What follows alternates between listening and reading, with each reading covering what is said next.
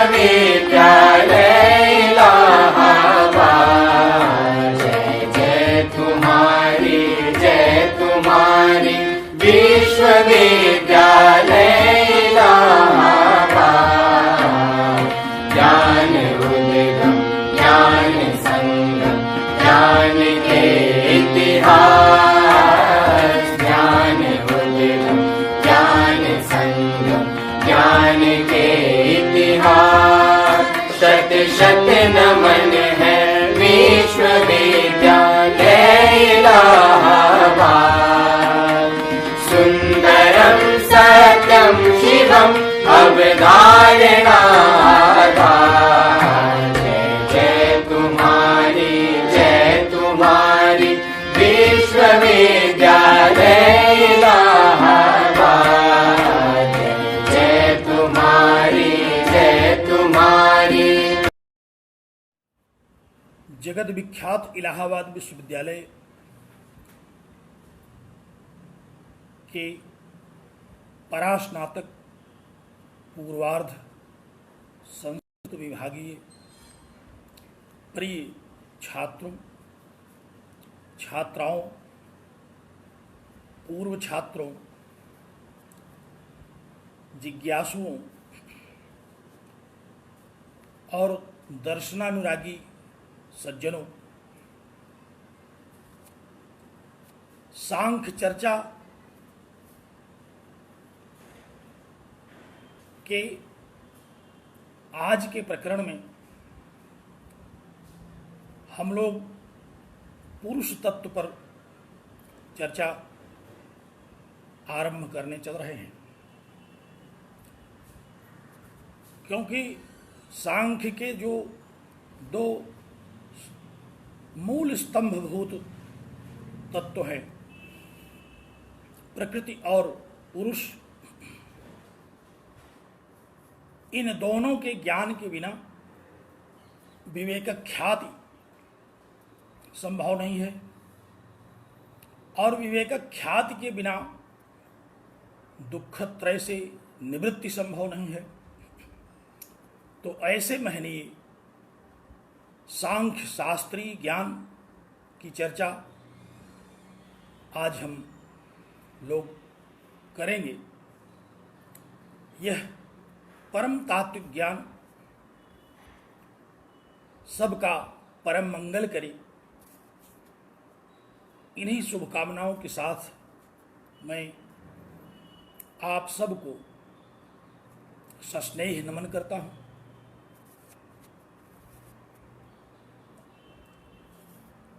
आप लोगों को यह विदित है कि अब तक 16 कारिकाओं में हम लोगों ने प्रकृति तत्व, जगत कारणतावाद, प्रकृति तत्व के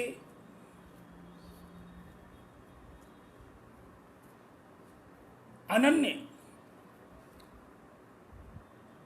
स्वरूप जो सत्व रजस और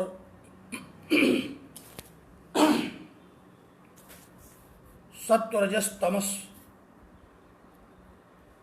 गुण, इन सब पर हम लोगों ने चर्चा किया, श्रवण किया,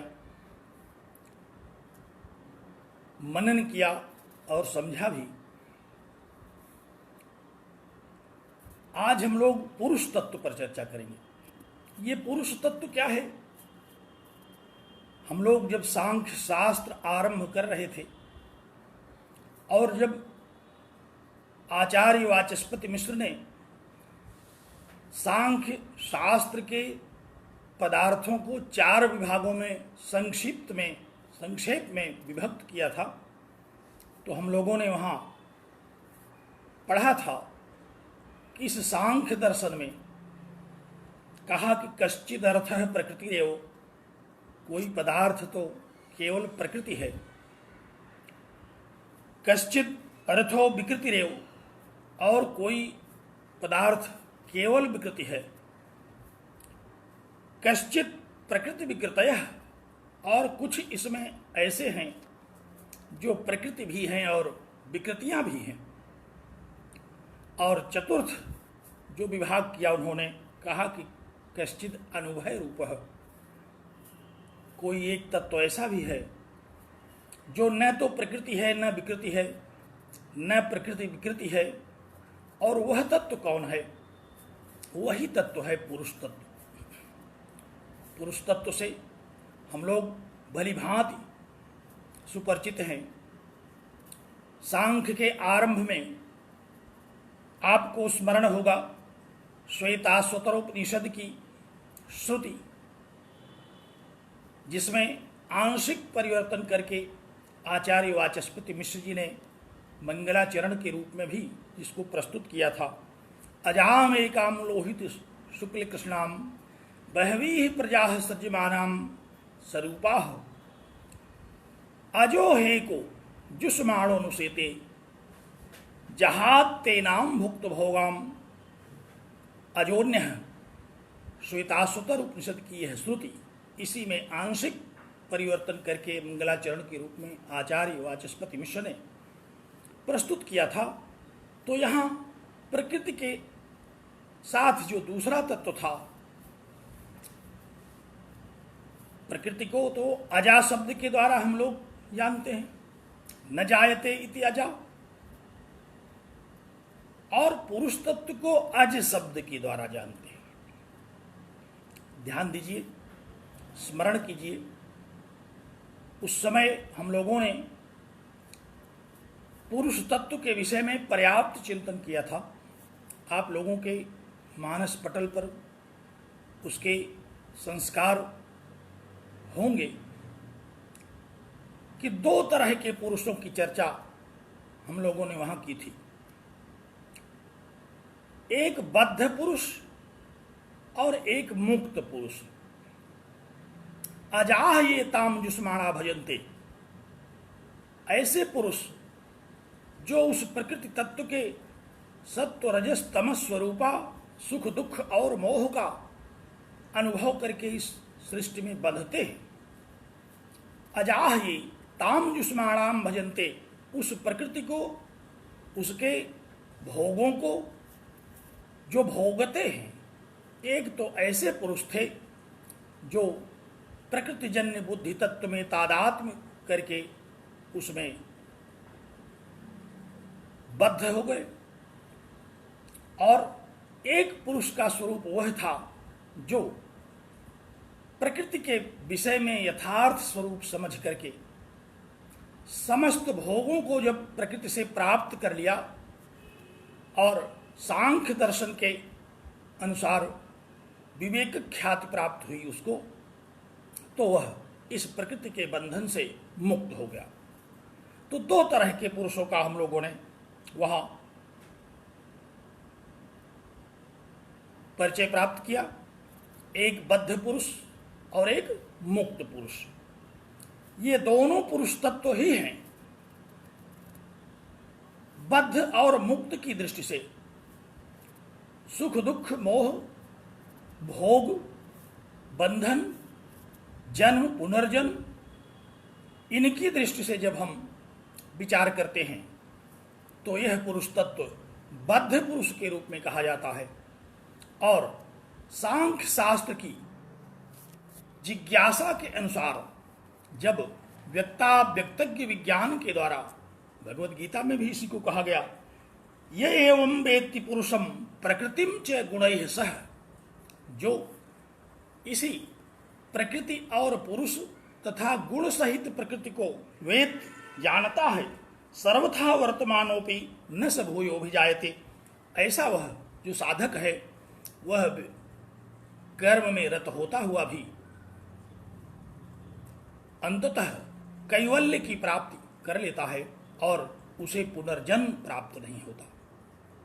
तो यह जो पुरुष तत्व और प्रकृति तत्व का विवेक है, जो व्यक्त अव्यक्त और ज्ञ तत्व का विवेक है, यही विवेक, इसी को सांख्य दर्शन का परम लक्ष्य स्वीकार करते हुए चिंतन प्रस्तुत किया गया। आज हम लोग प्रकृति तत्व के विषय में तो सब कुछ प्रायः अवगत कर लिया, अब पुरुष तत्व पर चिंतन आरंभ करने चल रहे हैं। एक दिन पुरुष शब्द का निर्वचन मैंने इंगित किया था कि पूरी श्रेयते इति पुरुषः, शरीर रूपी पुर में जो रहता है वह पुरुष है। ध्यान दीजिए, सांख्य के अनुसार इस सृष्टि के दो मूलभूत तत्व हैं, एक जड़ अचेतन त्रिगुणात्मिका मूल प्रकृति और दूसरा चेतन निर्गुण पुरुष तत्व। ये जो दो तत्व जब तादात्म्य करते हैं तब सृष्टि का आरंभ होता है। किसी छात्र को यह जिज्ञासा हुई कि जड़ होते हुए प्रकृति में क्रियाएं कैसे होती हैं, वह सक्रिय क्यों कही गई। मैंने इसका निराकरण भी किया था कि जड़ होना और सक्रिय होना, इन दोनों में कोई विरोध नहीं है। जितने भी पदार्थ संसार में हैं, जिनको आप जड़ रूप में समझते हो, आप उनके विषय में चिंतन करिए, देखिए उसमें बहुत सारी क्रियाएं होती हैं। निरुक्त में चर्चा करते समय हमने इस बात की ओर आप लोगों का ध्यान आकृष्ट किया था कि षड्भाव विकाराः भवन्ति इति वार्ष्यायणी। आचार्य वार्ष्यायण ने भी वहां कहा था कि 6 भाव विकार होते हैं। ये भाव विकार क्या है? यही प्रकृति का प्रक्रियात्मक स्वरूप है। कोई भी वस्तु उत्पन्न होती है, रहती है, घटती बढ़ती है, विपरिणमित होती है, अंततः उसमें विनाश की प्रक्रिया होती है। तो जन्म से लेकर के विनाश तक की सारी प्रक्रिया, इसको हम लोग संक्षेप में 3 रूपों में कहा करते हैं, जन्म, स्थिति और विनाश, उत्पत्ति, स्थिति और भंग। यही उत्पत्ति, स्थिति और भंग ये किसका होता है? ये केवल जड़ तत्व का होता है, क्योंकि चैतन्य न तो उत्पन्न होता है न ही उसका विनाश होता है। जब तक वह अचेतन के साथ तादात्म्य करके रहता है तब तक हमें उसकी अनुभूति होती है, तब तक उसकी स्थिति क्या पता चलता है, लेकिन न तो वह उत्पन्न होता है और न ही उसका विनाश होता है। तो आपको यह अवगत होना चाहिए कि जड़ तत्व में क्रियाएं होना स्वाभाविक हैं और वो होती हैं। मैंने दृष्टांत दिया था, जैसे दुग्ध है, दुग्ध में प्रक्रिया होते होते आप देखिए उसमें चेतन तो कोई नहीं है, लेकिन वह स्वतः दूध से दधी, दधी से मक्खन, मट्ठा, घी, पनीर आदि अनेक रूपों में वह परिणमित होता है। आखिर जड़ ही वस्तु तो है। तो जड़ वस्तु में प्रक्रिया होती है, जड़ वस्तु में परिवर्तन होता है, जड़ वस्तु में विकार होते हैं। यही विकार, यही परिवर्तन ही सक्रियता है। तो हम लोग यह पढ़ रहे थे कि इस सृष्टि तत्व के 2 मुख्य तत्व हैं, प्रकृति और पुरुष। इन दोनों के संयोग से सृष्टि होती है। इस सृष्टि का न कोई परमात्मा कारण है, न कोई ईश्वर कारण है, न कोई परमाणु कारण है, न ही कोई अकारण यह पैदा होता है। ढेर सारे पूर्व पक्ष के रूप में शास्त्रों के अभिमत हम लोगों ने इस पर पर्याप्त बार बार चर्चा करके इसको समझा है कि इस सृष्टि का सांख्य के अनुसार इन्हीं 2 तत्वों से उद्भव होता है और इन्हीं 2 तत्वों का परस्पर उद्भव, दोनों का संयोग, दोनों का तादात्म्य ही इस संसार के रूप में हमको दिखाई पड़ता है। संसार क्या है? प्रकृति और पुरुष तत्व का संयोग तथा तज्जन्य जो व्यक्त विकार हैं, यही संसार है। यही हमें सक्रिय और निष्क्रिय दोनों रूपों में दिखाई पड़ता है। तो हम लोग सोचते हैं कि शरीर हम लोगों का चैतन्य है। चैतन्य क्यों है? ये उन्हीं 5 महाभूतों से बना हुआ है। और वो पंच महाभूत जड़ हैं।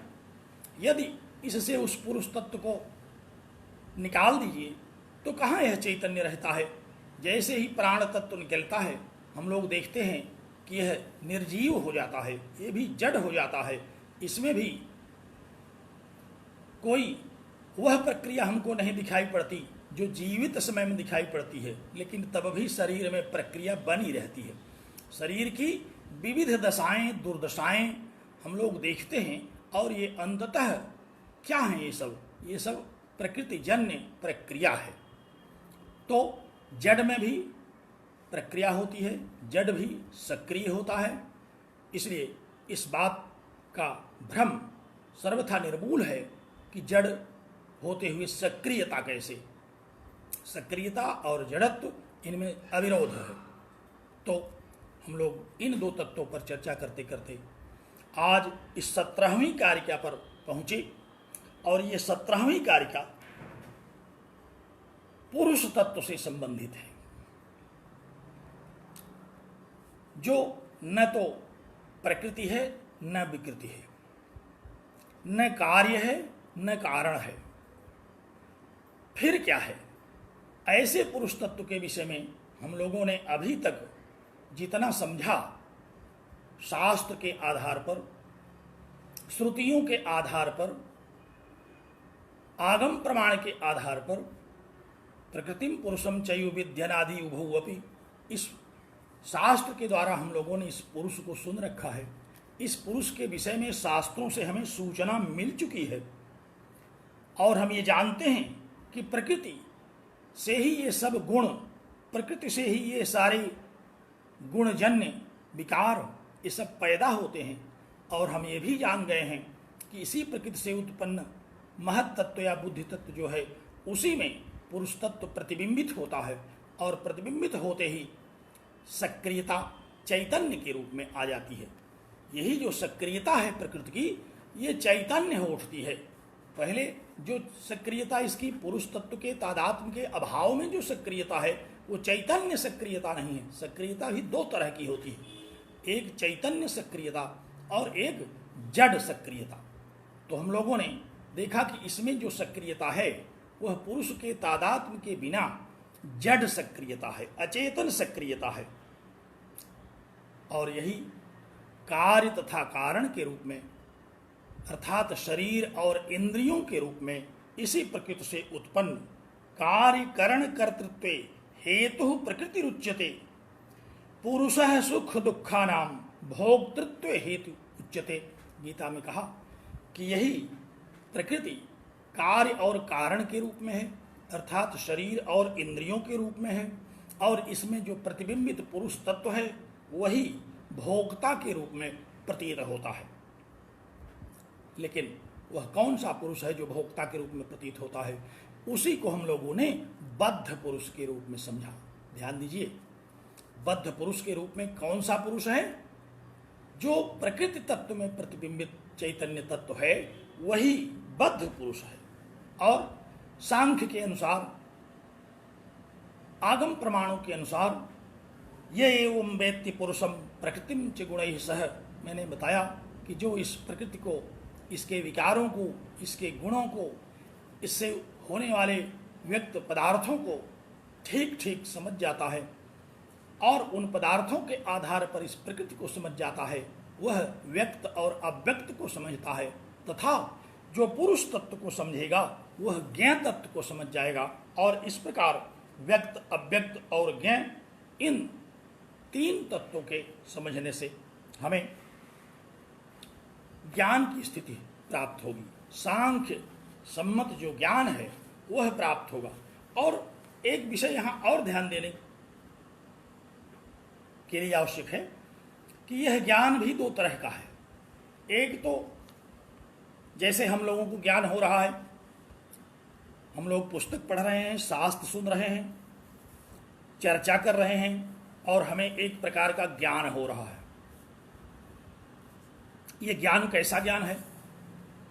यह शास्त्र का एक सामान्य शास्त्रीय ज्ञान है। लेकिन जब इसी शास्त्रीय ज्ञान की साधना होती है आध्यात्मिक पटल पर जब उतर करके हम इस शास्त्र की साधना करते हैं, देखिए जानने की अपनी एक सीमा है। हम वस्तु रूप में जान गए, विषय रूप में जान गए, शब्द और अर्थ के रूप में, शास्त्र की व्याख्या के रूप में, पुस्तकों को, उनकी टीकाओं और भाष्यों को पढ़ करके एक जानकारी तो कर लिया हमने, लेकिन अध्यात्म के स्तर पर जिस जानकारी के द्वारा हमें कैवल्य की प्राप्ति होगी, वह जानकारी ये नहीं है। यह जानकारी हम लोगों की एक प्राथमिक स्तर की जानकारी है, जिसका उपयोग हम शास्त्र चर्चा में तो कर सकते हैं, जिसका उपयोग हम परीक्षाओं में कर सकते हैं, गोष्ठियों संगोष्ठियों में कर सकते हैं, और इसी को जब हम आगे बढ़ाते हैं और किसी आचार्य से जब हमें इसकी एक क्रमबद्ध, एक सुव्यवस्थित जानकारी प्राप्त होती है और इसमें प्रदत्त जो साधना का स्वरूप है, जिसकी जानकारी हम इस शास्त्र की गहराई में उतर करके प्राप्त करते हैं, उस साधना के बाद हमें जो यथार्थ बोध होता है, प्रकृति और पुरुष के अलग अलग बोध जो हमें होते हैं, जो विवेक ज्ञान होता है, जो विवेक ख्याति होती है, वह साधना का प्रतिफल है। वह केवल वाचन पठन पाठन मात्र से नहीं होगा, वह साधना का विषय है। तो हम लोगों को उस कैवल्य की प्राप्ति के लिए साधना करनी पड़ती है, लेकिन बिना इस प्रारंभिक ज्ञान के, बिना इस प्राथमिक जानकारी के साधना भी नहीं हो सकती। और जब साधना होगी तब हमें कैवल्य की प्राप्ति होगी। जब पुरुष तत्व, प्रकृति तत्व, ये दोनों अलग अलग तत्व के रूप में अवगत हो जाएंगे। अवगत तो अब भी हो गए हैं, लेकिन यथार्थ अनुभव अभी नहीं हो रहा है। अभी हमें एक सूचनात्मक ज्ञान हो रहा है कि ऐसा हो सकता है कि ये अलग अलग हो जाएं, लेकिन अभी हुआ नहीं। तो यह तो साधना से ही प्राप्त हो सकता है। तो आज हम लोग 17वीं कारिका पर चर्चा करेंगे। आप लोग पुस्तक देखें, कारिका की ओर दृष्टि डालें।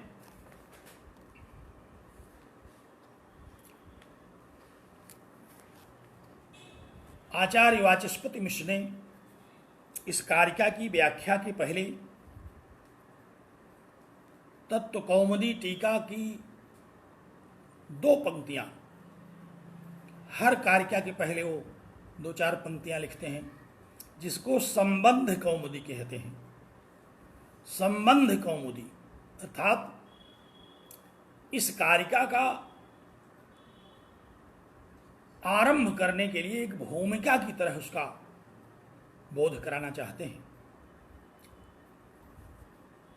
आज की कारिका को हमें बहुत सावधान होकर के पढ़ना होगा, क्योंकि आज टीकाकार आचार्य वाचस्पति मिश्र के मन पर वेदांत का बहुत प्रभाव है। इसके पहले क्योंकि प्रकृति तत्व पर चर्चा जब कर रहे थे वो, तो उनके ऊपर वेदांत का उतना प्रभाव नहीं था। आज जब पुरुष तत्व पर चर्चा आरंभ हुई तो उनके ऊपर वेदांत का एक विशेष प्रभाव दृष्टिगोचर होता है।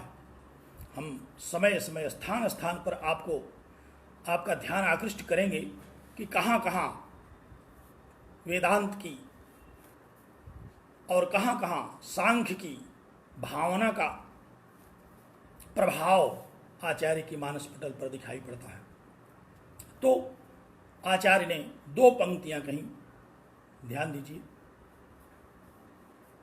दृष्टि डालिए उस पर। ये तु तौष्टिकाः अव्यक्तम वा महांतम वा अहंकारम वा इंद्रियाणि वा भूतानि वा आत्मानम अभिमन्यमानास्तान्योपासते तान प्रति आह। तान प्रति आह सबको नहीं समझा रहे हैं। ये आज पुरुष तत्व की सत्ता को समझाने का आशय इनका उनके लिए नहीं है जिन्होंने आप्त प्रमाण से पुरुष तत्व को समझ रखा है, जिन्होंने महाभारत, भगवद गीता, श्वेताश्वर उपनिषद और सांख्य के महनी वांग्मय के द्वारा पुरुष तत्व को समझ रखा है, आज ये उनको नहीं समझा रहे हैं। वो भी सुन रहे होंगे तो समझ ही जाएंगे कि किसको समझा रहे हैं ये। आज ये पुरुष तत्व का अस्तित्व अनुमान के द्वारा समझा रहे हैं। हम लोग अभी तक पुरुष तत्व का अस्तित्व, पुरुष तत्व का स्वरूप, पुरुष तत्व प्रकृति तत्व के साथ किस प्रकार से तादात्म्य करता है और कैसे इस सृष्टि प्रक्रिया का हमें ज्ञान होता है, आप्त प्रमाण के द्वारा, शास्त्र प्रमाण के द्वारा तो हम जानते हैं। आचार्य कारिकाकार ईश्वर कृष्ण जी की यह कारिका पुरुष तत्व की सत्ता को सिद्ध करने के लिए अनुमान प्रमाण से आज कुछ हेतुओं के द्वारा पुरुष की सत्ता सिद्ध करने के लिए प्रवृत्त हुई है यह कारिका। तो किनको बता रहे हैं? कहा तान प्रति। आज ये उनके प्रति वक्तव्य दे रहे हैं। किनके प्रति? ये तो तौष्टिका, जो तौष्टिक है। एक नया शब्द आया, तौष्टिक। परिचित तो हैं हम लोग, संतुष्ट होना, तुष्टि माने संतुष्टि। अनेक प्रकार से लोग संतुष्ट हुआ करते हैं। कोई थोड़े में संतुष्ट हो जाता है, कोई बहुत अधिक जान करके, बहुत अधिक प्राप्त करके, उपलब्धि करके संतुष्ट होता है। यहां तौष्टिक शब्द से इनका क्या अभिप्राय है? यहां जिन्होंने प्रकृति तत्व के विषय में सुना, प्रकृति तत्व से उत्पन्न होने वाले अहंकार, महत तत्व, पंचकर्मेंद्रियां, ज्ञानेंद्रियां इत्यादि के विषय में समझा और इतने से ही संतुष्ट हो गए। पुरुष तत्व पर विचार करने की उनको आवश्यकता नहीं हुई, आवश्यकता ही नहीं प्रतीत हुई। उन्होंने समझा कि बस प्रकृति को जानने से सब कुछ हम जान जाएंगे, क्योंकि प्रकृति का तो यह प्रकृति की रचना जो जगत के रूप में है, शरीर के रूप में है, व्यक्ति के रूप में है, यह तो प्रत्यक्ष हो रही है। हम अपने विषय में जो भी समझ रहे हैं उसमें प्रकृति का बाहुल्य है, क्योंकि हम बुद्धि से समझ रहे हैं, हम इंद्रियों से समझ रहे हैं, हम इन्हीं इंद्रियों के द्वारा, इसी बुद्धि के द्वारा, इसी अहंकार तत्व के द्वारा ज्ञान कर रहे हैं। तो हमको लगता है कि पुरुष तत्व को समझने की कोई आवश्यकता नहीं है, हमारा काम तो चल रहा है। लेकिन हम यह भूल जाते हैं कि पुरुष तत्व इसी बुद्धि में प्रतिबिंबित है, जिसके कारण हम चैतन्य स्वरूप हैं। अगर वही पुरुष तत्व जो इस बुद्धि तत्व में प्रतिबिंबित है वह न हो तो फिर हमें कोई ज्ञान नहीं होगा, न प्रकृति का ज्ञान होगा, न बुद्धि का ज्ञान होगा, न इंद्रियों का ज्ञान होगा। यह सारा का सारा ज्ञान जब तक बुद्धि चैतन्य है, जब तक बुद्धि में पुरुष तत्व प्रतिबिंबित है, तभी तक हो रहा है। इसलिए पुरुष तत्व को समझना बहुत आवश्यक है, क्योंकि अगर प्रमादवश केवल प्रकृति को समझ करके हम पुरुष तत्व को समझे बिना संतुष्ट हो गए तो हम उन्हीं तौष्टिकों की श्रेणी में आ जाएंगे जो थोड़ी सी उपलब्धि के बाद संतुष्ट हो जाते हैं। तो कहा कि ये तो अव्यक्तम व महांतम व अहंकारम व इंद्रियाणि व भूतानि व गिना दिया। जो अव्यक्त को अर्थात प्रकृति को, महांतम माने महत तत्व को, अहंकारम अहंकार तत्व को, इंद्रियाणि उस अहंकार तत्व से उत्पन्न एकादश इंद्रियों को, भूतानि और पंच महाभूतों को, मन्यमाना समझ गए, इनको धारित कर लिया और इतने संतुष्ट हो गए। कहा कि अब पुरुष तत्व की चर्चा, पुरुष तत्व का चिंतन करने की आवश्यकता नहीं है। जब प्रकृति ने इस संसार की रचना कर दी तो प्रकृति ही अब हमें पुरुष तत्व का भी ज्ञान करा देगी। ऐसा मान करके जो साधक शांत हो गए, इतने से ही संतुष्ट हो गए और पुरुष तत्व के विषय में चिंतन नहीं किया, तान प्रति, उनके प्रति कहते हैं। अब यहां इन्होंने कहा कि तान एव उपासते, अर्थात उन्हीं प्रकृतिजन्य, प्रकृति के जो व्यक्त स्वरूप हैं उन्हीं की उपासना करते हैं। अब उपासना से तो सांख्य का कोई बहुत प्रत्यक्ष संबंध अभी तक हम लोगों ने नहीं देखा। तो उपासते का क्या मतलब हुआ कि इन्हीं के पास बैठे रह गए। उपासना माने किसी के समीप बैठना। हम लोग उपासना करते हैं मंदिरों में देवताओं के पास, तो क्या करते हैं, अनेक प्रकार की उपासनाएं कही गई, लेकिन उसमें जो प्रमुख रूप से मूर्त रूप में दिखाई पड़ती है, किसी भी अभीष्ट देवता के पास हम बैठ जाते हैं, आसन लगा करके बैठ करके उसकी स्तुति, उसकी प्रशंसा, उसका गुणगान, उसके विषय में जो भी कर्म ज्ञान समुच्चय का उपदेश उपासना के रूप में हमें अवगत है, हम वही काम करने लगते हैं, उसी को उपासना कहते हैं। तो यहाँ पुरुष तत्व के विचार के लिए अभी उपासना का कोई उपदेश तो हुआ नहीं, तो फिर उपासना का क्या मतलब कि जो केवल इन्हीं प्रकृति तत्वों के पास तक रह गए, जो इन्हीं प्रकृति को, प्रकृतिजन्य महत तत्व, अहंकार तत्व, इंद्रियों को, महाभूतों को समझ करके संतुष्ट हो गए, उनको कहा कि ये तौष्टिक हैं। ये तौष्टिक सांख्य कारिका में हम लोग जब पढ़ेंगे आगे 50वीं कारिका में, तो वहाँ तौष्टिकों के विषय में व्यापक चर्चा आई है। ये 9 प्रकार की तुष्टियां कही गई और ये 9 प्रकार की तुष्टियों से जो लोग युक्त रहते हैं उन्हीं को तौष्टिक कहते हैं। इस 9 प्रकार की तुष्टियों में से 4 तुष्टियां तो आध्यात्मिक कही जाती हैं और 5 तुष्टियां बाह्य कही जाती हैं। विस्तार से तो हम लोग जब 50वीं कारिका पर चर्चा करेंगे तब सुनेंगे।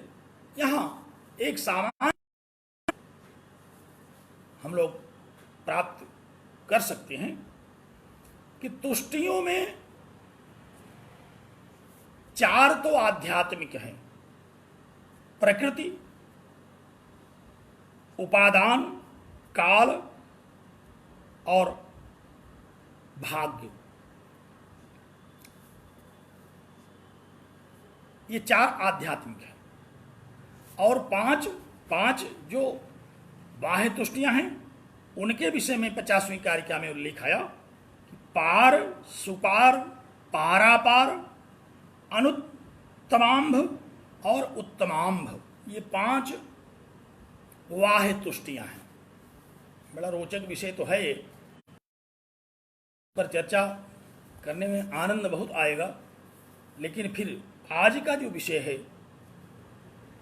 जिसमें आचार्य वाचस्पति मिश्र ने भी केवल संकेत करके इस विषय को छोड़ दिया, अगर हम लोग उस विषय में पढ़ेंगे तो आज की यह कारिका बड़ी विस्तृत व्याख्या से युक्त हो जाएगी।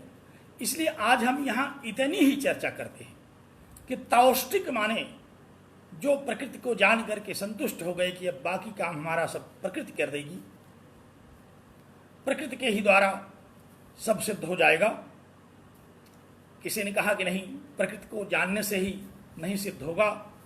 एक और आप वैराग्य धारण कर लीजिए, तो बहुत सारे लोग वैराग्य धारण कर लेते हैं, उन्हें पुरुष तत्व के विषय में कुछ पता नहीं है, वैराग्य धारण कर लिया उन्होंने, घर द्वार छोड़ करके, जटाजूट धारण करके, साधु वेश में घूमने लगे। पूछा आप कौन हैं? कहा हम तो वैराग्य धारण कर लिए, हम सन्यासी हैं।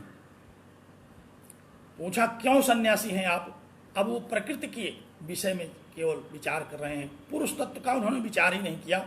लोगों ने कहा कि आप वैराग्य धारण कर लीजिए, ये पुरुष तत्व के विषय में प्रकृति ही आपको बता देगी सब। तो वैराग्य धारण कर लिया। कुछ दिनों तक, पर्याप्त दिनों तक लोग वैराग्य धारण किए घूम जाते हैं, कुछ नहीं ज्ञान होता उनको पुरुष तत्व के विषय में।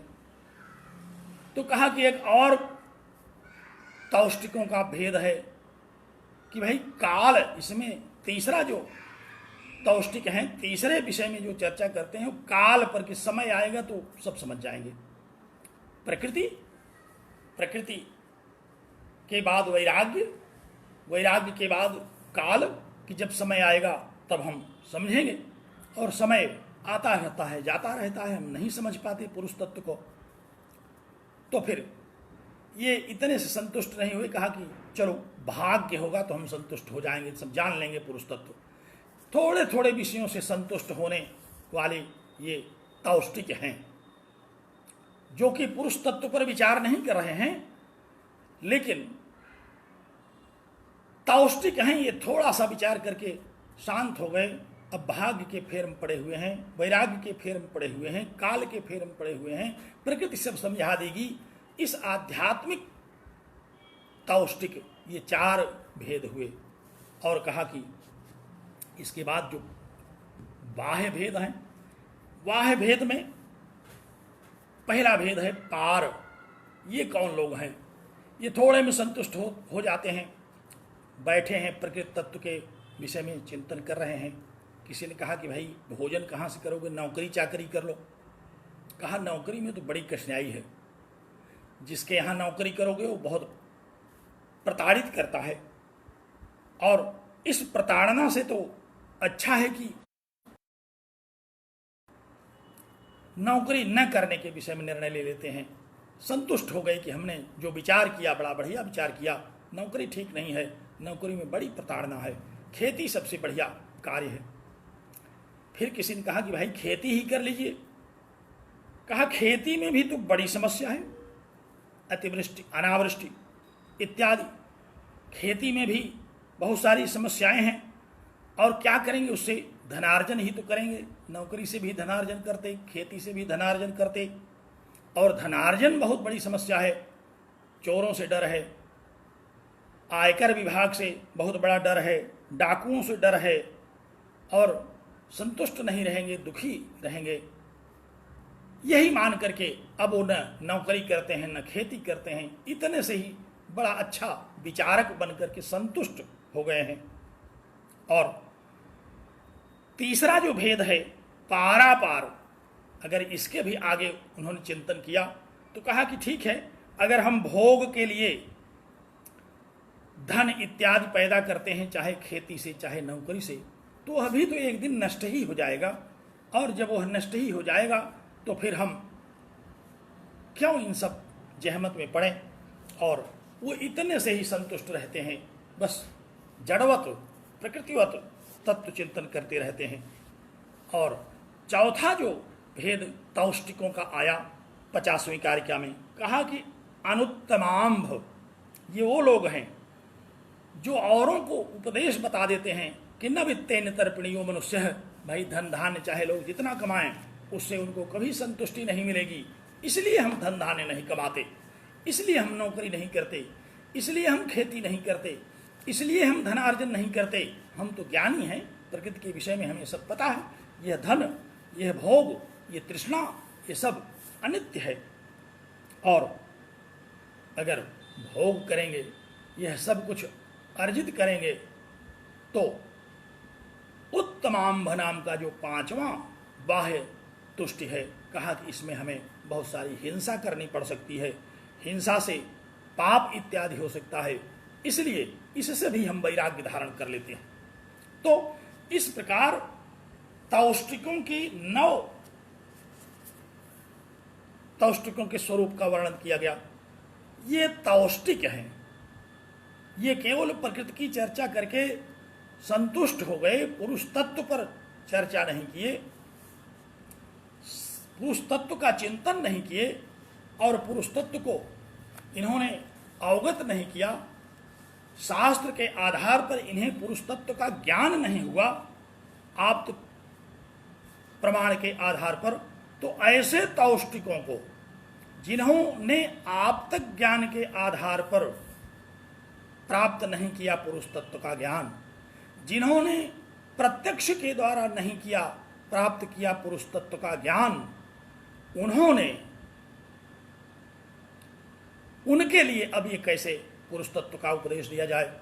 तो इस कारिका में कहा कि तान प्रति आह, उनके प्रति कहते हैं। किनके प्रति? जो तौष्टिक हैं, जिनका बड़े संक्षेप में हमने जिनकी चर्चा की, तो उन्हीं के प्रति कहें, चाहे जिसके प्रति कहें। हम लोगों को तो कारिका पढ़ना अभीष्ट है, कारिका का तात्पर्य समझना अभीष्ट है, तो कारिका पर दृष्टिपात करें। बहुत आनंददायी कारिका है।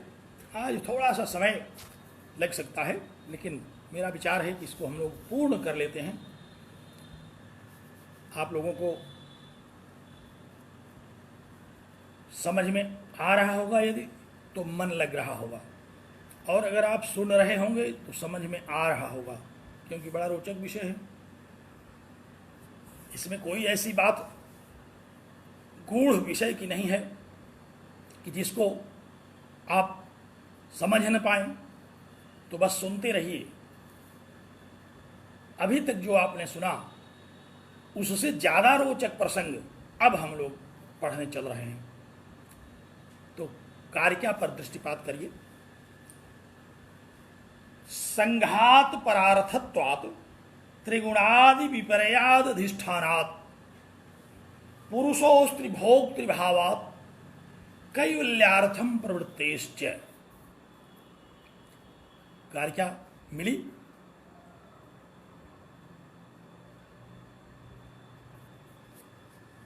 आज कोई कह रहा है कि समस्या ही समस्या है। कहां है समस्या?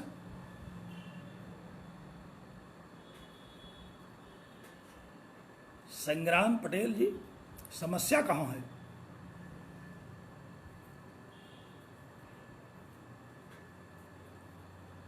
आनंद आ रहा है, आनंद ही आनंद।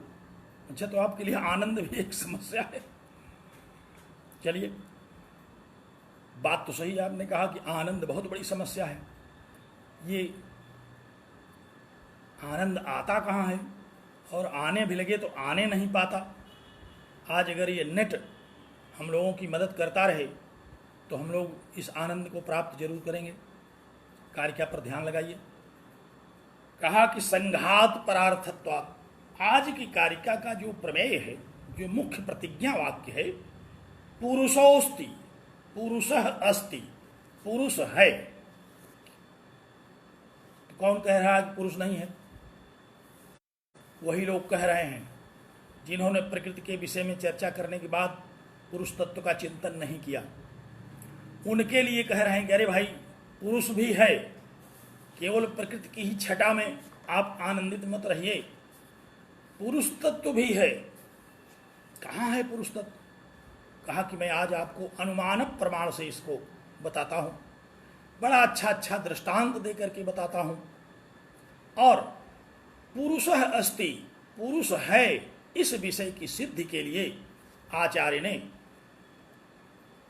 हेतुओं को उपस्थित किया। हम लोग इन हेतुओं को देखें, समझ में आ जाएगा। पहला हेतु, संघात परार्थत्वात्। जितने भी संघात हैं, संघात माने जो भी वस्तुएं हैं, समूह, एक वस्तु में अनेक वस्तुओं का होना। हम लोग देखते हैं कोई एक वस्तु जब बनती है तो उसमें अनेक वस्तुएं होती हैं। आप कहेंगे कैसे? कहना तो नहीं चाहिए आपको, क्योंकि पंच महाभूत से सारे पदार्थ बने हुए हैं, और पंच महाभूत अनेक तो हैं ही, एक से अधिक को ही तो अनेक कहते हैं। संस्कृत वालों ने ऐसे कहा कि नहीं, एक से अधिक दो होगा तो हम अनेक नहीं कहेंगे, हम कहेंगे द्विवचन है वो। उन्होंने कहा जब तीन हो तब हम अनेक कहेंगे। तो कहा ठीक है, तीन को ही आप अनेक कहेंगे, यहां तो पांच है, पंच महाभूत हैं। तो जितने भी पदार्थ हैं इस संसार में, जितनी भी वस्तुएं हैं, ये एक संघात रूप में हैं। अनेक वस्तुओं के मिलने से, अनेक वस्तुओं के संयोग से कोई वस्तु निर्मित होती है। हम लोगों के उपयोग में जो जो भी वस्तुएं आती हैं, हम लोग वस्त्र धारण करते हैं, वस्त्रों में अनेक वस्तुओं की आवश्यकता होती है। पुस्तक हम पढ़ते हैं, कागज बनने के लिए अनेक वस्तुओं की आवश्यकता होती है। दिखाई तो पड़ता है कि एक वस्तु है, लेकिन इसमें हैं अनेक। तो कहा कि ये सब संघात हैं। जिन जिन वस्तुओं का उपयोग किया जाता है वे सारे के सारे वस्तु, वो सारे पदार्थ संघात कहे जाते हैं, अर्थात वस्तु समूह। तो कहा कि भाई देखो, संघात परार्थत्वात्, पुरुष इसलिए है कि ये सारा का सारा संसार जितने भी पदार्थों से निर्मित हुआ, जितने भी संघात हैं, ये परार्थ हैं। परार्थ माने अपने लिए नहीं है। पुस्तक बनी, अब पुस्तक को अपने लिए क्या फायदा हुआ? पुस्तक से पुस्तक का क्या स्वार्थ सिद्ध हुआ? बहुत बढ़िया बिस्तर बन गया, अच्छे गद्दे, चद्दर, तकिए रख उठे। अब उस पलंग तकिए को क्या फायदा हो रहा है? इनको अपने लिए कोई लाभ नहीं है, ये परार्थ हैं। परार्थ माने आसन, शयन, शैया। ये दूसरा कौन? जो इस पर विश्राम करे, जो इस पर आराम करे, ऐसे लोगों के लिए हैं ये। तो ये संघात हैं, ये वस्तु जितने हैं। पुरुष अस्ति, क्योंकि जगत में जितने भी पदार्थ हैं ये के लिए नहीं है, ये प्रकृति के उपभोग के लिए नहीं है, ये जड़ अचेत के लिए नहीं है, बल्कि ये। और दूसरा कौन है? जो प्रकृति से परमाणु दूसरा की तरह न हो। अब प्रकृति की तरह कोई दूसरा तो है नहीं, एक ही है जिसको हम लोग कहते हैं पुरुष तत्व। और वो प्रकृति की तरह नहीं है, क्योंकि प्रकृति की तरह तो वह होगा जिसमें तीनों गुण हों, जिससे प्रकृति से अहंकार, मन, बुद्धि, चित्त इत्यादि पैदा होते हों। तो ऐसी कोई प्रकृति तो इस दुनिया में और है नहीं। प्रकृति तो एक ही है, अजाम एकाम, एक है। तो इसलिए प्रकृति के समान कोई दूसरा नहीं है। एक दूसरा जो है, जिसको हम लोग दूसरे के रूप में द्वैतवादी, जो दूसरा परम तत्व है, उस रूप में जिसको हम मानते हैं, वह है पुरुष तत्व। बात समझ में आ रही है ना? कुछ आज के व्याख्यान में संभवतः न आए, ध्यान से सुनते चलिए। तो कहा कि ये जितने भी पदार्थ हैं ये परार्थ माने दूसरे के प्रयोजन के लिए बने हुए हैं। और वह दूसरा कौन है? कहा वो दूसरा पुरुष तत्व ही है। उसी के उपयोग के लिए सारी वस्तुएं हैं। पुरुषोस्ति, इसलिए पुरुष है। अव्यक्तादेह व्यतिरिक्त, क्योंकि वह अव्यक्त से व्यतिरिक्त है। वही पर माने दूसरा, प्रकृति से अलग, प्रकृति से पृथक, प्रकृति से पर कोई और नहीं है। क्योंकि संसार में जितने तत्व हैं ये सब प्रकृतिजन्य हैं। एक ही तत्व है जो संसारी नहीं है, जो पुरुष तत्व है। तो इसलिए कहा कि संघात परार्थत्वात्, कि जो जो संघात हैं, जो जो भी वस्तुएं हैं, ये सब दूसरों के लिए होते हैं और दूसरा पुरुष तत्व ही है। इसलिए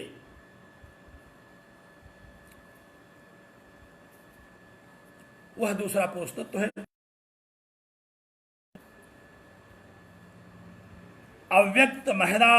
अव्यक्त महद अहंकारादय परार्था, अर्थात ये जो अव्यक्त से उत्पन्न हुए महत तत्व हैं, अहंकार इत्यादि हैं, ये सब भी परार्थ हैं। क्यों? संघातत्वात्, क्योंकि ये भी संघात हैं।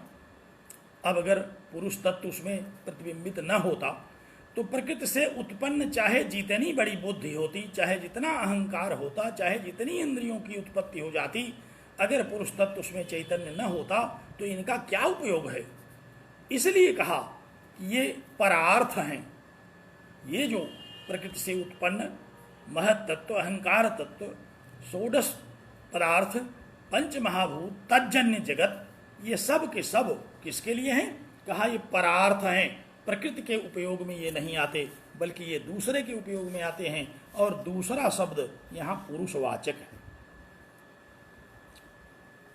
उदाहरण दिया, कहा कि शयन आसन अभ्यंगादिवत, जैसे शयन शैया, आसन जिस पर हम लोग बैठते हैं, और अंगराग इत्यादि जो हम लोग शरीरों में लगाते हैं, साफ सफाई के लिए जो वस्तुएं हैं, साज सज्जा के लिए हैं, जो मानव संसाधन के लिए हैं, वे सब परार्थ हैं, दूसरे के उपयोग में आती हैं।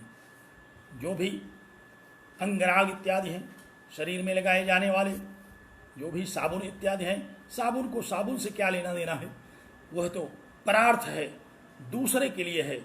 इसलिए कहा कि सुख दुख मोहात्मकतया अव्यक्तादेह सर्वे संघाता, सुख दुख मोहात्मक होने के कारण, सर्वम त्रिगुणात्मकम होने के कारण संसार के जितने भी पदार्थ हैं ये सब संघात कहे जाते हैं।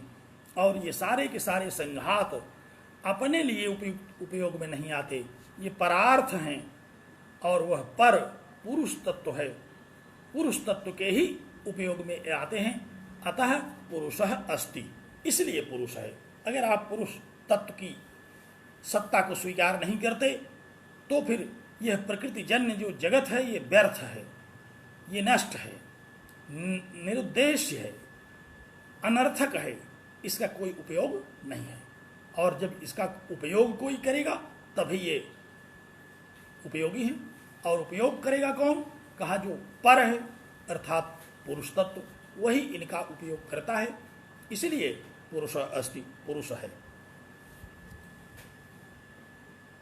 एक आशंका उत्पन्न की, कहा कि स्याद एतत्, ये बात तो आप ठीक कह रहे हैं, लेकिन शयन आसनादेह संघाता संहत शरीराद्यर्था दृष्टा।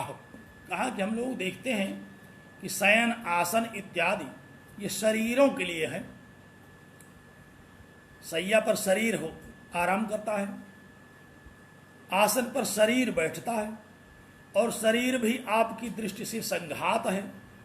तो एक संघात दूसरे संघात के लिए है, ये असंग पुरुष तत्व के लिए तो नहीं दिखाई पड़ रहा है।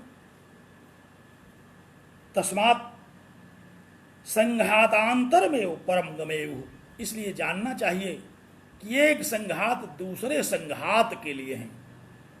यह बात पुरुष की सत्ता को सिद्ध करने के लिए पर्याप्त नहीं है कि संघात परार्थत्वात् पुरुषः अस्ति, संघात परार्थ हैं इसलिए पुरुष है। यह तर्क उपयुक्त नहीं है, क्योंकि देखने में यह आ रहा है, दृष्टाह दिखाई पड़ रहा है कि संघात संघातांतरार्थ हैं, एक संघात दूसरे संघात के लिए हैं। जैसे शयन आसन इत्यादि ये संघात हैं, और शरीर भी एक संघात है, और ये उसी शरीर के लिए उपयोग में आते हैं। तो यह कहना कि संघात परार्थत्वात् पुरुषः अस्ति, यह बात उचित नहीं है। इसका निराकरण किया आचार्य ने दूसरा हेतु देकर के, कहा कि त्रिगुणादि विपर्ययात्। क्या कहा? कहा कि त्रिगुणादि विपर्ययात्।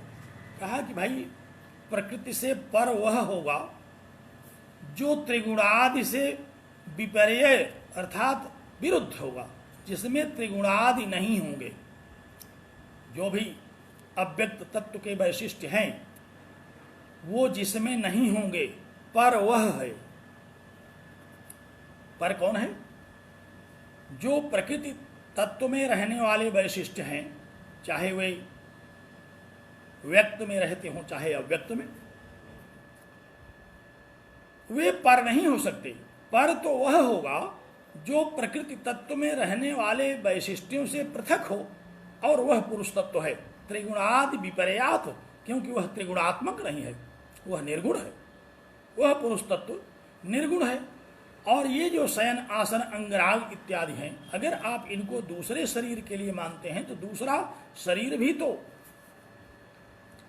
प्रकृतिजन्य है, और वह पर शब्द से यहां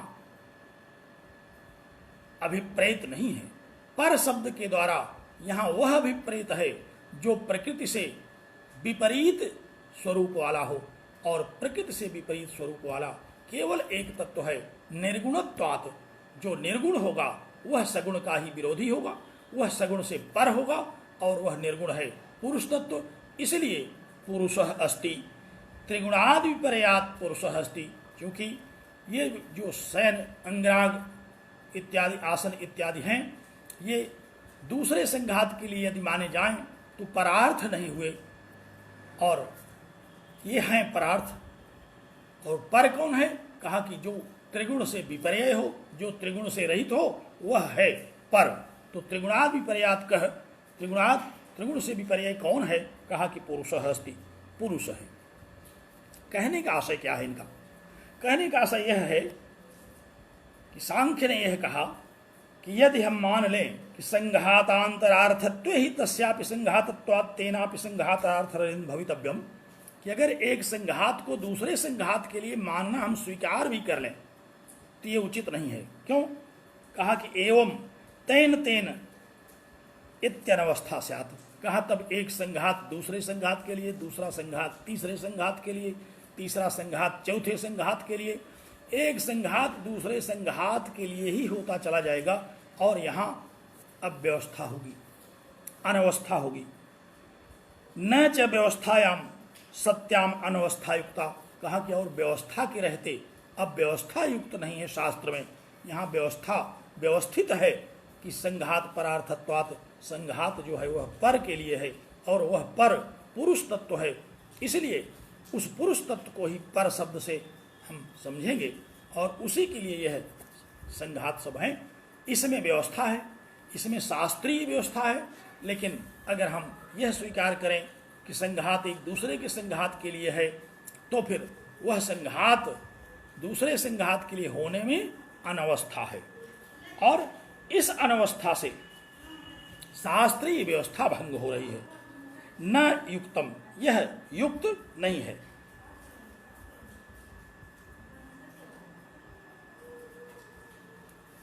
व्यवस्था अगर व्यवस्थित हो सकती है तो उसको अनवस्था में मानना उचित नहीं है। कहा कि और हम जो अनुमान वाक्य बता रहे हैं कि संघात परार्थत्वात्, संघात दूसरे के लिए है, तो अनुमान तो आप इसी तरह से समझिए कि संघात से भिन्न वह है जो संघात में रहने वाली विशेषताओं से अलग है। किसी को किसी से पृथक सिद्ध करना तभी संभव है जब सर्वथा वह पृथक हो। संघात परार्थ सिद्ध करने के लिए हम तभी अनुमान वाक्य बना सकते हैं जब संघात से सर्वथा सर्वतोभावेन पृथक वस्तु के लिए हम कह सकें। तो संघात परार्थ माने संघात से अलग, और यदि हम संघात को संघात के लिए मान लें तो यह अनुमान वाक्य ही नहीं बना। जैसे दृष्टांत से समझिए, हम लोग अनुमान पढ़ते हैं कि यत्र यत्र धूमः तत्र तत्र वह्निः, जहाँ जहाँ धूम है वहाँ वहाँ अग्नि है, और इस अनुमान वाक्य के द्वारा हम पर्वतस्थ अग्नि का ज्ञान करते हैं। तो महानस इत्यादि में दृष्ट धूम के आधार पर हम पर्वतस्थ अग्नि का अनुमान करते हैं। तो पर्वत पर तो हमें केवल अग्नि का बोध होता है। ऐसा नहीं है कि महानस में जितने भी पदार्थ हैं रसोई में जितने भी सामान, जितने भी बर्तन, जितनी भी अग्नि, जितना भी ईंधन, जितने भी लोग दिखाई पड़ते हैं महानस में, वे सब हमें पर्वत पर दिखाई पड़ने लगेंगे। ऐसा तो नहीं होता।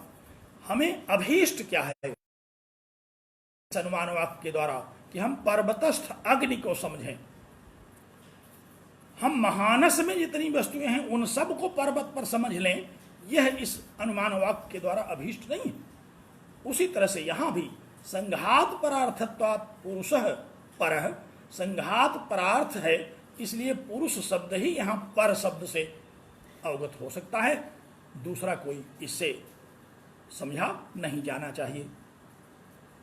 और अगर विशेष तौर से आपको समझना हो इस अनुमान के विषय में, तो आचार्य ने कहा कि न्याय वार्तिक तात्पर्य टीकायाम अस्माभिः प्रतिपादितम।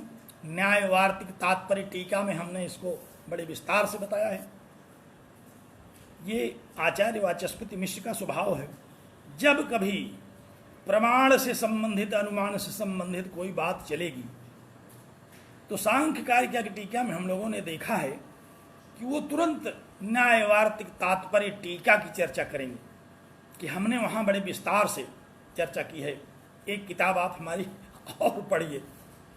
जैसे एक किताब के लेखक अगर दूसरी किताब लिख लेते हैं तो उनको यह लगा रहता है कि दूसरी पुस्तक का भी उपयोग लोगों को समझ में आना चाहिए।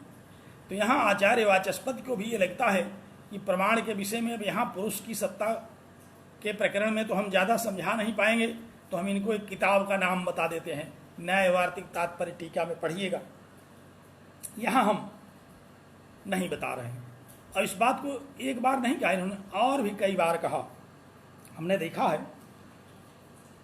कि जब प्रमाणों की चर्चा कर रहे थे, सामान्य तो दृष्ट अनुमान समझा रहे थे, तो वहां भी इन्होंने एक बार कहा कि सर्वंच एतद अस्माभिः न्यायवार्तिक तात्पर्य टीकायाम व्युत्पादितम इति नेहोक्तम। कहा कि इन सब को मैंने न्यायवार्तिक तात्पर्य टीका में कह दिया है, इसलिए यहां नहीं कह रहा हूं।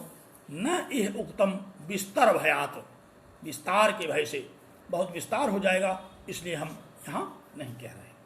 और आज फिर हम लोगों ने देखा कि आज फिर कह रहे हैं कि न्यायवार्तिक तात्पर्य टीकायाम। हम लोगों को गुरु जी जब पढ़ाते थे तो बड़ा आनंददायी विषय बताते थे।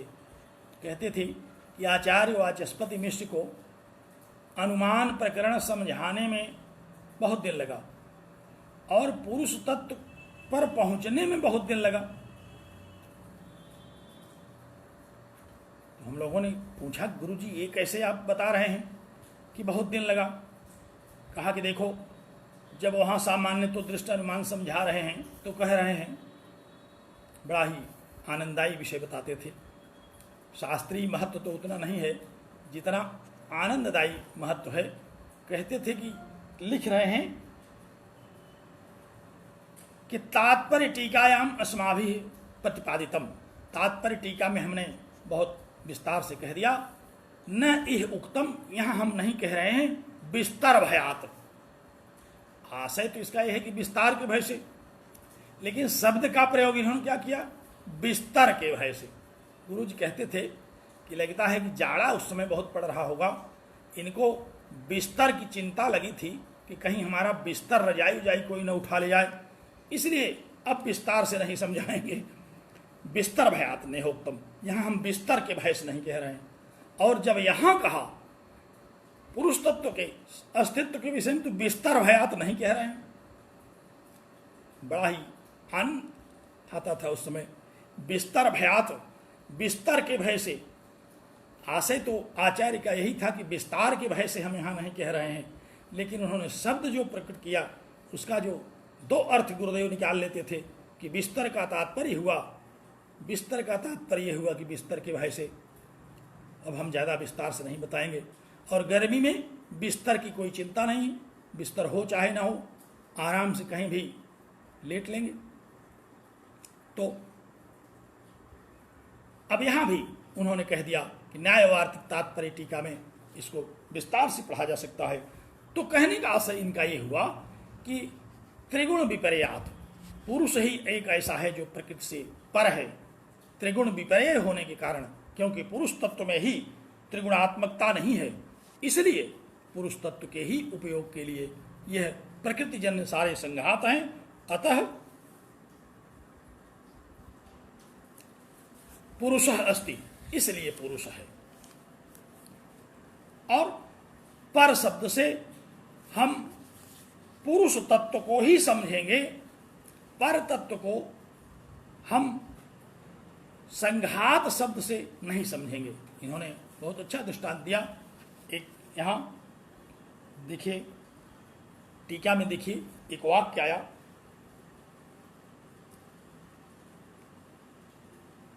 तत्संहतत्वस्मिन् परे व्यावर्त्यमानं त्रैगुण्यादि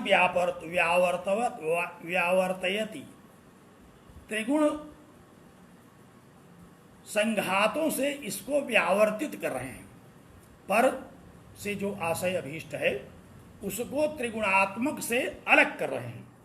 जैसे कहा कि ब्राह्मणत्वम इव व्यावर्तमानम कठत्वादिकम।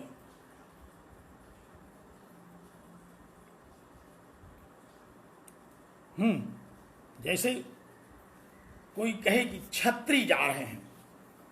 अब क्षत्रिय जा रहे हैं, इस एक वाक्य से ये तय हो गया कि क्षत्रिय भिन्न उसमें कोई नहीं है। अब अगर कोई यह पूछे कि अच्छा ये बताइए कठ शाखा वाले ब्राह्मण हैं कि नहीं, तो ये बात उचित नहीं है, क्योंकि जब एक शब्द कह दिया तो उस शब्द से जितना ग्राह्य है उतना ही ग्रहण करना चाहिए। जैसे सामान्य संसार में हम कह दें घोड़े जा रहे हैं।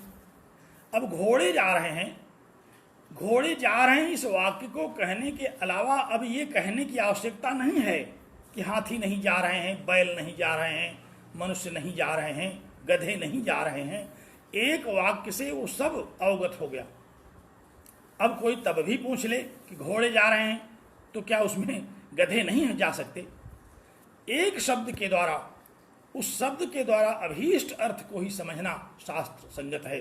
तो यहाँ भी उन्होंने कह दिया कि जब हमने कह दिया कि त्रिगुण विपर्यात, जो त्रिगुण से विपर्य हो, त्रिगुण से अलग हो, तो वह केवल एक तत्व है और वह तत्व पुरुष तत्व है। इसलिए संघात परार्थत्वात् पुरुषः अस्ति। संघात दूसरे के लिए हैं, इसलिए पुरुष की सत्ता है। और दूसरा कौन है? कहा जो त्रिगुण विपर्य है, इसलिए भी पुरुष तत्व है, क्योंकि वही है त्रिगुण विपर्य। बात समझ में आई? और छोटे छोटे कुछ हेतु और दिया आचार्य ने। कहा कि पुरुषः अस्ति अधिष्ठानात्।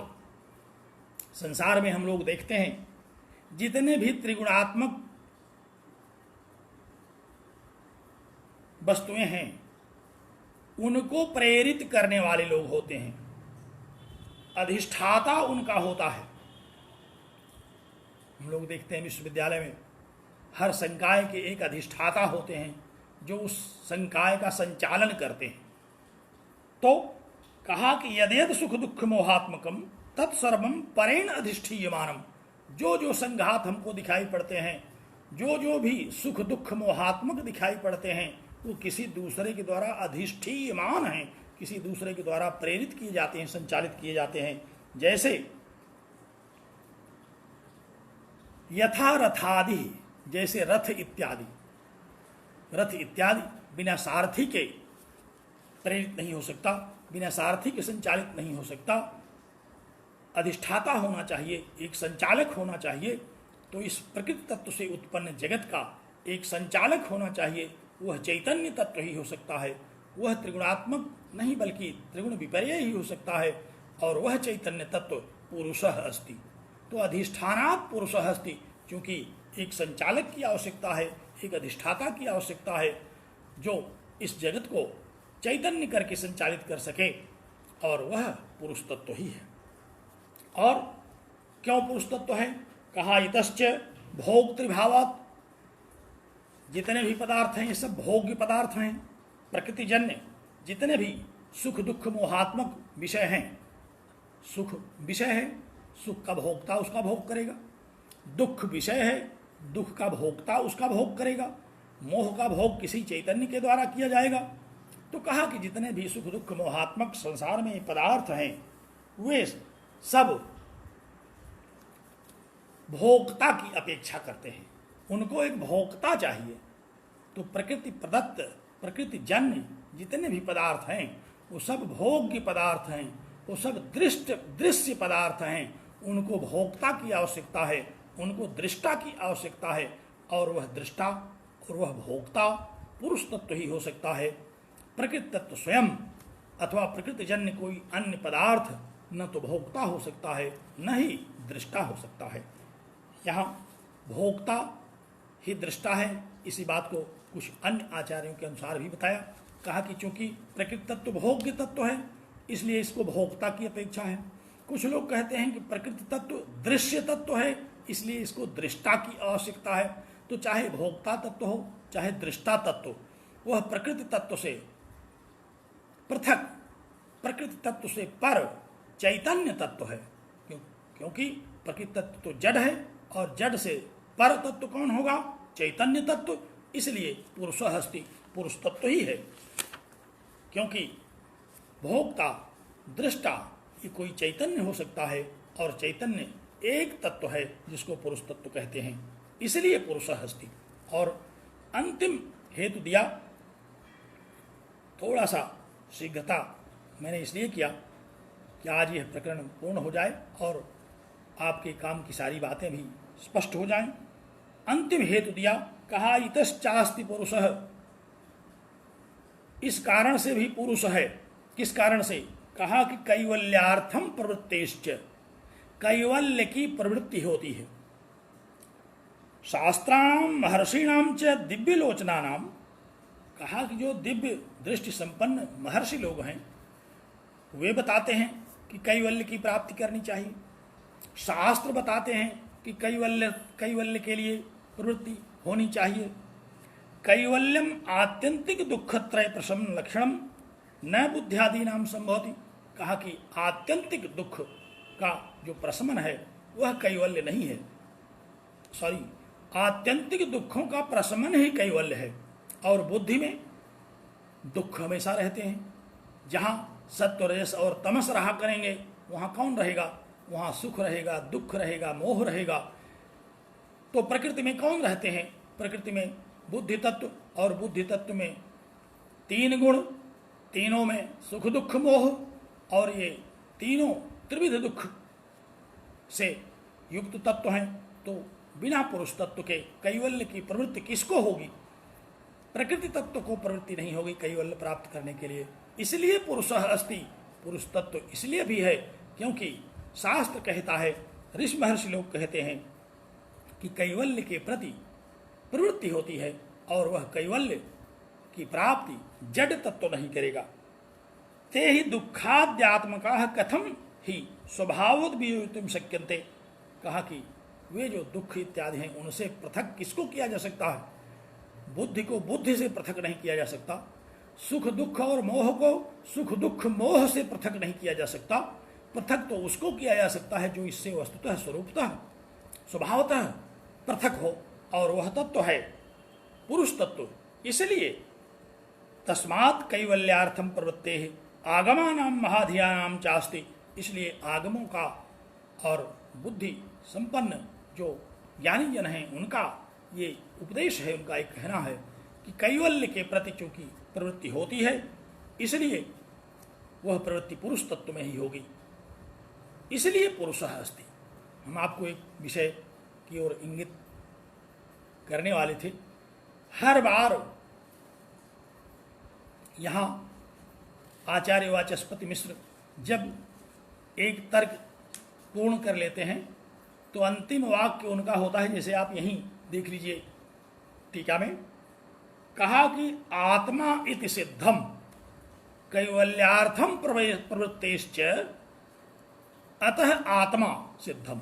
कैवल्य के लिए प्रवृत्ति होती है इसलिए आत्मा की सिद्धि हो रही है। अब यहाँ आत्मा कहाँ से आया? यहाँ तो पुरुष की सिद्धि हो रही है। पुरुष की सिद्धि के लिए ही संकल्प कर चुके हैं कि पुरुषोस्ति, नहीं तो कारिकाकार कहते कि आत्मा अस्ति। लेकिन अब टीकाकार पर वेदांत का प्रभाव यहाँ परिलक्षित हुआ। जहाँ जहाँ हम लोग देखेंगे, जैसे अधिष्ठानात् जब इसका इन्होंने तर्क दिया तो वहां भी कहा कि सच त्रैगुण्याद अन्य आत्मा, वहां भी कहा कि उस त्रिगुणात्मक प्रकृति से अन्य आत्मा है। आत्मा कहाँ यहाँ है? यहाँ तो पुरुष तत्व है। इसलिए जब जब जहाँ जहाँ अपनी टीका में इन्होंने आत्मा तत्व लिखा है, आत्मा शब्द लिखा है, वहाँ हम लोग पुरुष तत्व ही समझते हैं, पुरुष तत्व ही समझ करके उसको जानते हैं। तो आज इस कारिका में संघात परार्थत्वात् जो यह कारिका है, इसके द्वारा पुरुष की सत्ता सिद्ध की गई। आचार्य ने अपनी कारिका के द्वारा, टीकाकार ने अपनी टीका के द्वारा पुरुषोऽस्ति, पुरुषः अस्ति, यही सिद्ध किया। और इसके लिए इन्होंने हेतु दिए कि संघात परार्थत्वात्, त्रिगुणादि विपर्यात्, अधिष्ठानात्, भोक्तृभावात्, कैवल्यार्थम प्रवृत्तेश्च, इतने हेतु दिए और इन हेतुओं से पुरुषः अस्ति इस बात को सिद्ध किया। ये हेतु अनुमान वाक्यों के आधार पर हैं और इससे हम पुनः सामान्य तो दृष्ट अनुमान से पुरुष तत्व का ज्ञान कर रहे हैं, जैसे हम लोगों ने प्रकृति का ज्ञान किया था सामान्य तो दृष्ट अनुमान से। और ये उपदेश कारिकाकार ने, जैसा कि टीकाकार ने बताया कि उनके लिए किया जो तौष्टिक हैं, जिन्होंने प्रकृति की चर्चा तो की, प्रकृति का ज्ञान तो किया, लेकिन पुरुष तत्व के ज्ञान से, पुरुष तत्व के विवेचन से जो वंचित रह गए, उनके लिए यह उपदेश किया। अस्तु, जिनके लिए भी किया हो, हम लोगों के लिए तो अवश्य किया, क्योंकि हम लोगों के उपयोग में यह कार्य क्या है, परीक्षा की दृष्टि से भी बहुत महत्वपूर्ण है, जानकारी की दृष्टि से बहुत महत्वपूर्ण है। तो आज हम लोगों ने संक्षेप में जो आचार्य ने 4 तत्व बताए थे, उन चारों को हम लोगों ने पढ़ लिया, क्योंकि प्रकृति को भी पढ़ लिया, विकृति को भी पढ़ लिया, प्रकृति विकृतियों को भी पढ़ा, और अनुभय रूपः यह जो पुरुष तत्व है इसको भी पढ़ा। और आज की ईश्वर की बड़ी महिमा है, नेटवर्क फेल नहीं हुआ और हम लोगों ने पूरी कारिका को सुना, समझा। जहाँ जहाँ कहीं संदेह हो, आप लोग अपनी संदेह की पोटरी में उसको डालिए, हम उसका निराकरण पूर्ववत जैसे करते चले आ रहे हैं उसको करते रहेंगे और निराकरण होता रहेगा। इसी तरह से सांख्य का अध्ययन जन्य जो आनंद है वो आता रहेगा, और इसी क्रम से कभी हम लोग साधना भी करेंगे और त्रिगुण विपर्य पुरुष तत्व का ज्ञान भी करेंगे और त्रिविध दुख से मुक्ति भी प्राप्त करेंगे। इसलिए आज का प्रकरण लगभग संपन्न हुआ। हम लोग पुरुष की सत्ता के विषय में जान पाए। अब पुरुष तत्व के और भी जो स्वरूप हैं उस पर हम अगली कक्षा में, अगले व्याख्यान में चर्चा करेंगे। इन्हीं शब्दों के साथ आप लोगों को बहुत सारा साधुवाद, बहुत धन्यवाद, बहुत